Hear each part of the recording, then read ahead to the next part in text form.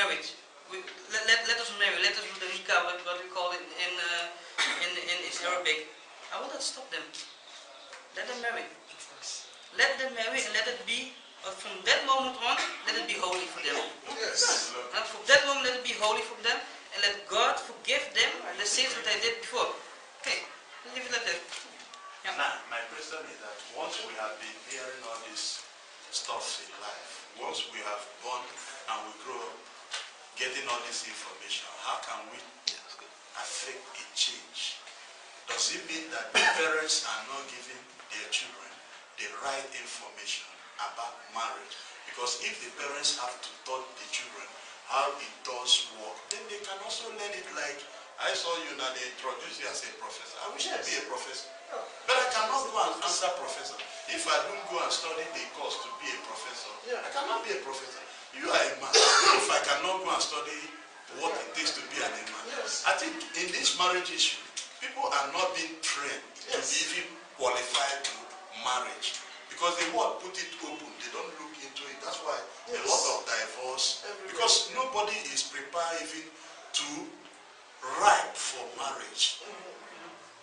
Is it an important issue that we can spread to the world so that it will affect a change? Because what I'm concerned is change. But this is also a part for the imams, because they have to be honest. A lot of them know the rules, but they just don't say it because then they will lose a lot of the community. They will lose the community. I'm not like that, because when I will stand before God on the day of judgment, He will ask me, Ryan, you know about it. Why didn't you tell them? Yes. No, I fear God more than I fear my community. May I add one thing? Yes. From the Hindu community, from Hinduism, there is no scripture where they say, that it should be an arranged marriage. Really, there is no scripture. So it has become a practical thing. But even, I don't know, centuries ago, it was the other way around. It was that the girl was choosing the boy. So it's a very strange thing, which is even in Saudi Arabia, at the time of the Prophet, most of the girls went to the Prophet. I like that man. How can I marry him? Tell me, give me advice. I go to the parents. I'll tell you the parents to go to them. But nowadays they're so strict about everything. Islam is simple, but people made it difficult. There is this free will in Hinduism, and they say, okay, you have your karma, you get the possibility to come back and do your duties, etc., etc. So from that point of view, there is always this idea of free will, and because if that's part of your karma, you should get the opportunity to do the things that are right for your own path, for your own calling, etc., etc. So given that, sometimes I also had some discussions with some pandits, in the temples, and they say these days, pandits also, they don't realize that, the couples or children, let's say, boy and girl getting married, and before a marriage they have sex. There are some parts of the rituals that then can be excluded from the ceremony. Yes. If they do it, then everybody who knows the ceremony what's happening. So some of them are very open to it. So before, in the preparation time, they will say, okay, this is the version I will do, or that's the version. Are you okay with it? But some even don't discuss about this point. So. And you know what you also can do as a imam? What I do when people come to me and say, I want to, or parents come to me, hey, my daughter or son wants to marry. So, fine. So you set a date. So okay, set a date, but I want to talk to them alone. I want to talk to the girl and I want to talk to the boy. And in my questions, I can see if it is against their will or not. And if it is against their will, I will step in and say, well, no, this is not good. Okay. Well, let me. I think you still have. Let me give it a chance to the lady in the green, and then maybe the. I have a question. Yeah, go ahead. Why is it that they cannot have sex before marriage?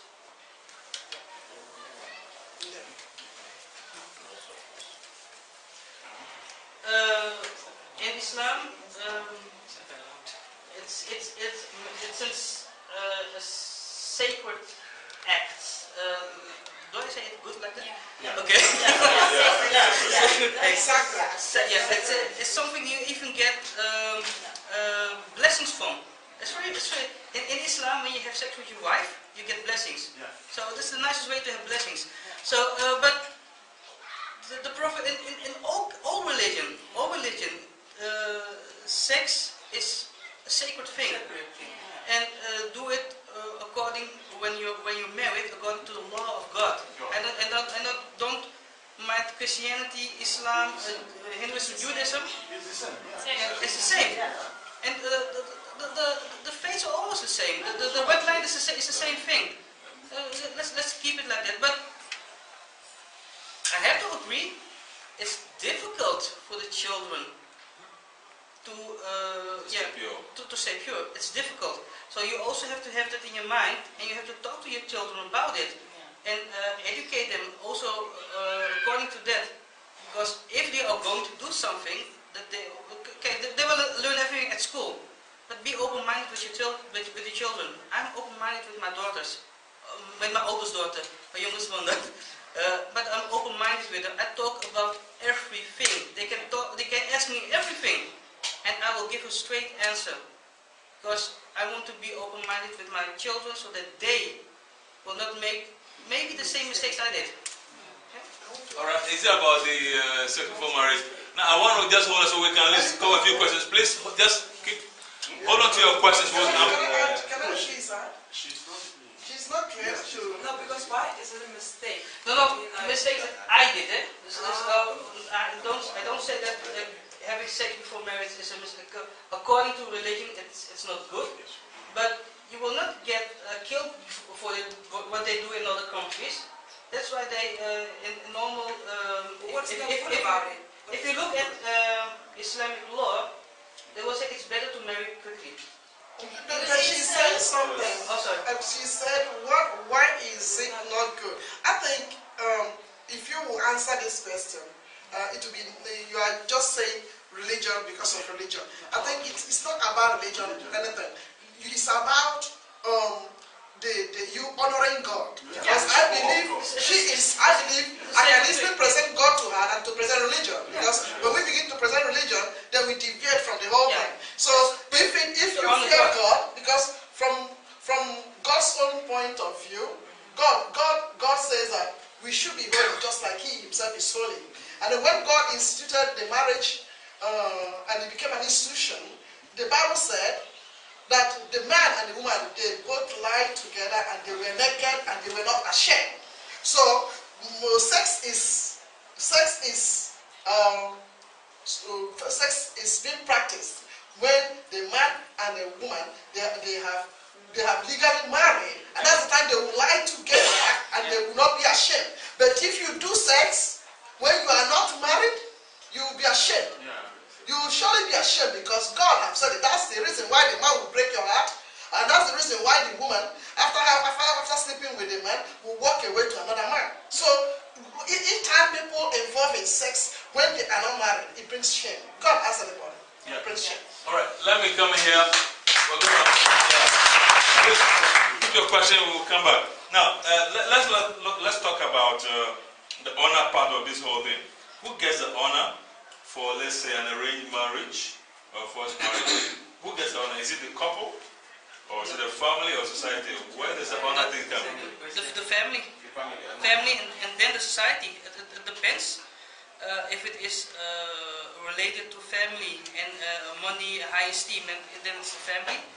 When it's related that somebody had sex before marriage and the society knows it, then they say, let's marry against their will, but let them marry, then it's the society. But I think it's never the couple. For an honor-related marriage like that, it can never be the couple, because we're talking about against their will. Yeah. If it is against their will, never the couple. No. So. If it's involved in financial gain, really, how can there be an honor, you know? Like they are forcing people to marry for the money to stay in the family. Yeah. Where is the honor? That is for them. It's their honor. Well, For them, that is the honor. For them, it's their honor. Yeah. Okay. Excuse me, please. If I may contribute to what you have just said, from my own perspective, the first and arranged marriage, first marriage from my own perspective is an irreversible decision made by the parents of a couple, so that you have to undermost. While arranged marriage is reversible. When the matchmaker that is in between the two couples say, okay, I have found one person. So then they match them together. Then if the woman does not like the man, then it can go back. He can withdraw. You understand me? Then they now come back to the question that the moderator have just asked. He said that who takes the honor? Then you said the society. That when the society takes the honor, the family takes the honor. But when in a situation whereby let's say for example where we come from, I'm from Nigeria, where there's where the stratification in Nigeria is between the poor and the rich people. Then that means when the rich, when they arrange, the rich will continue to get richer, while the poor will continue to get poorer. But a situation whereby there is a free will marriage, a free will consent, that okay, I saw this lady and I said, oh, I want to marry him, or I want to marry her. In death, in sickness, in everything. You understand me? So maybe she comes from a rich family and I come from a poor family. You understand me? Then there will be resource. The resource will be able to circulate very well. There won't be a stratification whereby the gap between the poor and the rich will be very close, just like in the civilized society where we are. So I'm just saying that I disagree with you. Assalamu alaikum. That the family. I know the family takes the honor, but maybe I'll have to ask a question: what are the consequences of this kind of the consequences? Although there must be an advantages which the family takes. What are the consequences that arise as a result of forcing a relationship on couples or maybe arranged marriage? What are the consequences? Then we're talking about forced marriage, because that's what I was talking about. If it is a forced marriage, then it's mostly the family that gets the honor of it, and sometimes the society, but not the couple. But what you were saying, the consequences for something for the society. For the society, I think it's raising a very interesting point here. Saying that if you allow free marriages, then actually after a while, from a macroeconomic point of view, the inequality which is around could be equally divided. This is very interesting. That's well. That's also the way it has to be done. Let people choose themselves. One thing is never stay from sin. One being from day one they are created in sin. When God said follow this way, because they know that what they are doing is not right. See, money is the root of all things. They're supposed to know that, but they don't want to think about it. They say, I want to honor my family, whoever. But your child is not happy. The money is supposed to be, because the rich are supposed to take care of the poor. They didn't want the rich to be poor, and the poor remain poorer. God will hold them responsible for that. But sometimes the poor come into a rich family, and then this poor doesn't know how to behave herself because she has all the time been poor.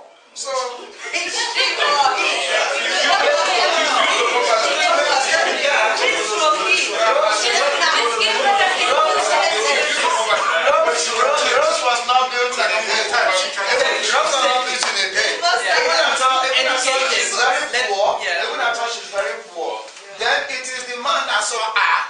knows that he's a local or a village girl. He took her. Then he is ready to show her how to behave, how to walk in a majesty way and in a royal way. So, yes. Yeah, by the time they just said offering bad kunst. You talk offering bad kunst. Is that how they just say? Offering bad kunst. Practicing bad kunst. So by the time the man, you know, teach her how to, the way, the modus of operandi on how to operate in the house, then they will know that no, she's she's getting there. So if I may continue, the consequences, maybe from my own perspective, the consequences that I think this kind of relationship can cause is that one, high mortality rate. High mortality rate. Then two, we have one person. Yeah, high mortality rate. Two, you know, leaving the house unceremoniously or maybe eloping, eloping from the country to another place just in front of law. And I think it can also lead to pilfering attitude, you know, thieving or, you know, getting what is not rightly belongs to you, stealing your father's money or this and that or property, just for them to be able to, you know, to take care, to survive and to take care of the other person. So that just I think maybe my other learned people can be able to contribute to that. Consequences, I've mentioned three, maybe. Okay, I think we'll get back to the consequences issue, but let me give the floor to the lady. She wants to say. What's your name again? She wants to say. Sylvia, yeah. Very Sylvia. I would like to know your opinion about Muslim old men marrying little children, even children as little as 8 years. Yes. And they claim it's right according to your Quran. I would like to know your opinion on that. This is related to the story about the Prophet Muhammad marrying Aisha. And then it's not in the Quran, but it's what they call the hadith, is the way the Prophet lived and everything what he did. And there is a passage saying that she was 9 years old, but that is the translation. If you give good translation to it, it means she has, how do you say it, reached, how do you say volwassenheid? Volwassenheid. She has reached adulthood, and then she got married. Let's say simple. By Islamic law, in every country that I know, even in Saudi Arabia, what is the most fundamentalistic country in the world, I think, not taking Iran with me, it's forbidden. It's forbidden. They do it, but when the police find it out, they have a problem. A really big problem. Because the men always say, oh, but there it is written down from she was 9 years old, so I can get a virgin from 9 years old. No, that is not what is written there. It's forbidden. By Islamic law, it's forbidden. It happens a lot, and it happens always in not in the city, but it happens in the villages. Yeah, and there you don't have many Islamic scholars. Maybe you have somebody who did the Hajj, who went to Mecca. Then they say, oh, he knows everything. No, he's not a scholar. To be a scholar, you have to have an academic degree. To be an imam, you have to have an academic degree. In that case, where does honor? No, this is not honor. This is not honor. Yeah. This is lost on the man. Yeah, this is lost on the man. This is not honor. This is lost. There is also something going on that the people are realizing. The Bible and what is it? And the Korean can be interpreted in a lot of ways, and that is causing quite a lot of trouble in the world. Yeah, you have in the Quran you have clear passages that are rules, and you also have passages where God Himself says you can go two sides with it. Yeah. But if you think about it too much, you will go the wrong side. So, stay away from it. It's for me, and not for you. Yeah. You can read it and know about it, but don't come to play this is that, so and so. No, stay away from it. You will become extremists. Yeah.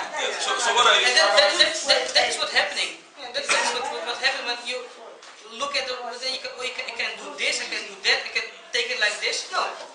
And Okay, let me come in now. Is Sylvia's question answered? You said that marriage issue of the prophet marrying an 8-year and 9-year-old girl is a misinterpretation. So what is the correct interpretation? the correct interpretation, if you look at everything that it has her age, she was 18 or 19 years old. 18. 18 to 19. 19 years. Yeah. Okay. From here in Holland, it's still legal. Yeah, to get married. I want to say marry somebody who's 50 years old, but it's what the girl wants. And but to be honest, at that time, in other places, it was normal for men of age to marry a young girl.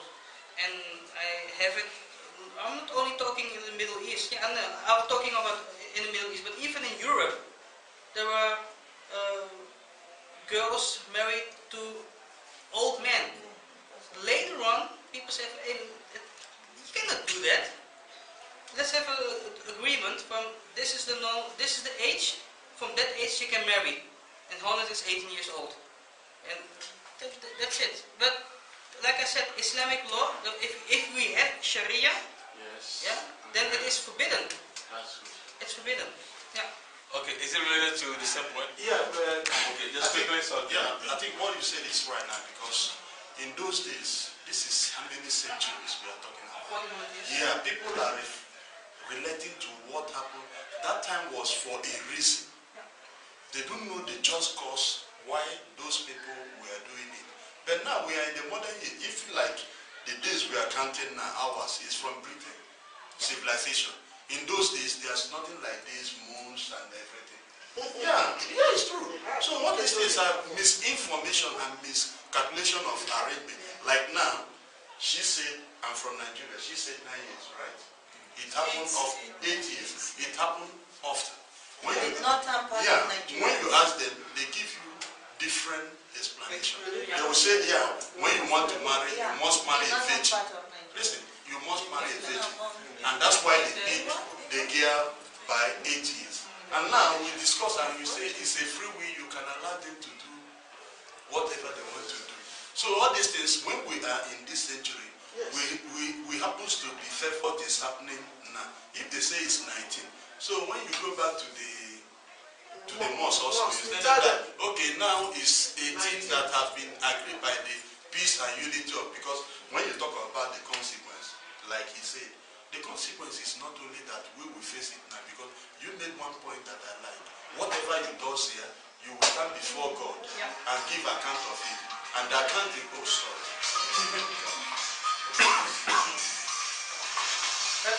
On your point from that you have to marry a virgin. In Islam, the best person for us to look upon is the Prophet. And if we look at the Prophet, his first wife was Khadija. She was a widow. She was a virgin. So, and he just married her, he just married her. And she was older than him. And she was working and he wasn't working. She was living, she was earning money, he didn't. So, they turned everything around. From that scene, I can see that Khadija is older than Prophet Muhammad. Yeah. But there's one thing he saw in Prophet Muhammad before he proposed that he wants to marry. Yeah. Because Prophet Muhammad was walking under her. Yeah. And you see that he is very honest. Yeah. And very religious. Yeah. Very hardworking and dedicated. Yeah. Very trustworthy. And he said, I wouldn't want this handsome and dedicated person to move away from around me. Then he proposed. And She proposed to him. Muhammad, Prophet Muhammad was 25 years old as at that time, and Khadija is 40 years. 40 years old. Right? You know it. And she proposed. You understand? Yeah. So all this kind of a thing it happens during that. But here it was consensual, you know. Yes, consensual. So there's no problem about that. Yes. I wanted to ask a question. You said that the hadith of the religious. Don't go there. Okay. Let's stay on the topic, otherwise we'll miss the opportunity. Now, the next question I want to ask Dr. Shada is, you did research work in India on this honor-related crimes. We wanted to share with us some of your insight during that work. How were the marriages done? What are some of the things you came up against, and which actually prompted your research into this topic of honor-related crime?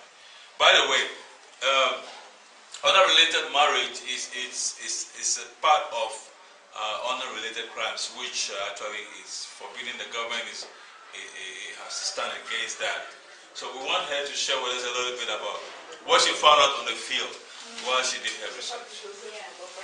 Can you do that just about 5 minutes? And then, as she's giving the insight, you're welcome to interact and to put quick questions at her and stuff like that. Yeah. Well, what I did with two other scholars in India is this gang rape in Delhi 3 years back, already 2 years back. We analyzed it from different perspectives, and so actually we wanted to understand why this is happening. And as there are so many cases around also, getting into the media, it was one of the main ideas for us. If we do the research and try to understand why this is happening, then maybe we can also propose some of these policy-related things to schools or to other governmental or NGO organizations. So that was the background. We looked up all the reports and the data. We had some interview, not many, because in these cases it's very difficult to find respondents sharing their stories. This is a shame-related thing, so how will you tell it to people? So that part was very difficult for us. So you're saying you focus mainly on the rape cases? Yes. Rape cases. Yes, okay. that one we did. And what we came out with, it's a very complicated thing. You can't say this is the main reason or that's the main reason. There were so many issues involved. We went back to say, okay, what is the cultural thing? The cultural thing, if you look at it, we say, okay, it is a male-dominated community. So then we looked at, okay, if you see how the power distance is between men and women, then you say, okay, man has been taking the lead, becoming dominant more and more in society and workplaces. So okay, somehow they think they have the power. I'll just interrupt as we proceed. So you, when you got into the research, it became obvious that when you did the research, there was a lot of male dominance. So yes. The men were more powerful than women. Yeah. So that also contributed to the incidence of rape which was happening. Yeah. What we did actually two things, two type of consequences. We looked into the direct consequences and the indirect. And it was very interesting to say, okay, when you try to explain the Delhi gang rape incidents, then we could bring it back to very psychological reasons that we could analyze all those people involved in such a way that we came out saying, okay, it was from a very uneducated family or someone had a lot of crises in the past or was not treated well. So from a psychological point of view, for each of these people involved, we could come up with that, saying that if you look at it, the psychological development of the person, they had to face a lot of crises. So these are not average, normal type of, you know, happily brought up citizens. So that was one of the direct type of reasons we could give. Then we said nobody is happening to, or in other places as well. So maybe there are more deeper causes. So one of the things we found out that if you look at the percentage of men and women, there is this inequality. I think about for each 1,000 boys, there are about 950 girls. So we see that there is this matchmaking problem will happen. Another thing is that there is this taboo, you know, talking about sex-related topics in schools. So what happened actually after the Delhi gang rape is that in several schools now they are discussing this topic. How do you relate to the other sex?